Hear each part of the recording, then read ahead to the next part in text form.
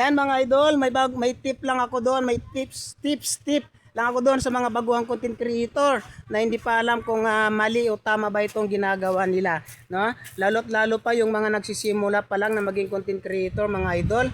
Yan, malamang hindi niyo pa po alam kung anong ibig kong sabihin. Ganito po yan mga idol.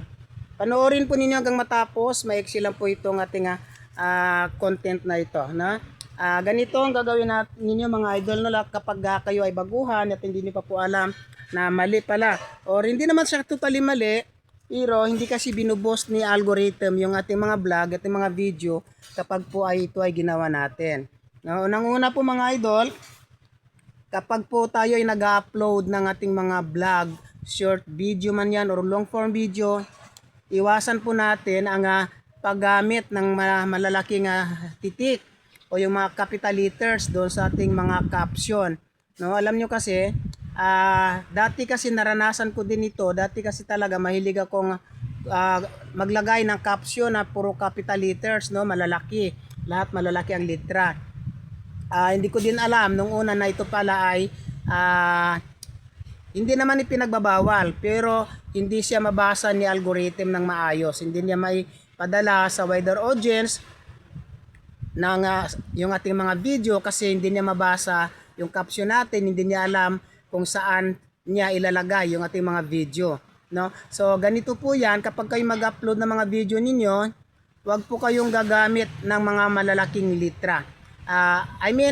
Pwedeng gumamit ng malaking litra pero dapat kunti ang malalaking litra. Dapat ay maliliit na litra lang ang ating gagamitin kapag tayo ay gumagawa ng caption. No?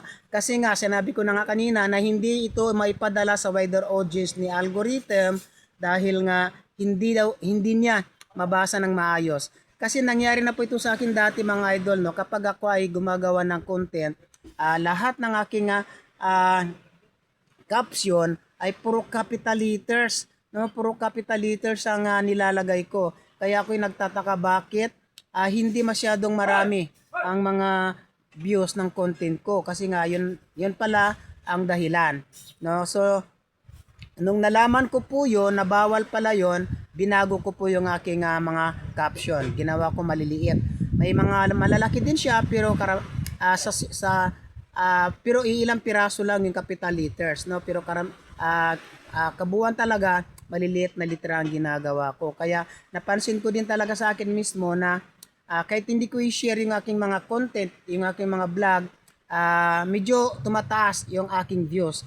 Unlike before, na puro capital letters yung aking caption, talagang mababa yung views natin. So, ayun mga idol, sana po ay naintindihan or nakatulong sa inyo, lalo sa mga baguhan, yung ating content ngayong araw.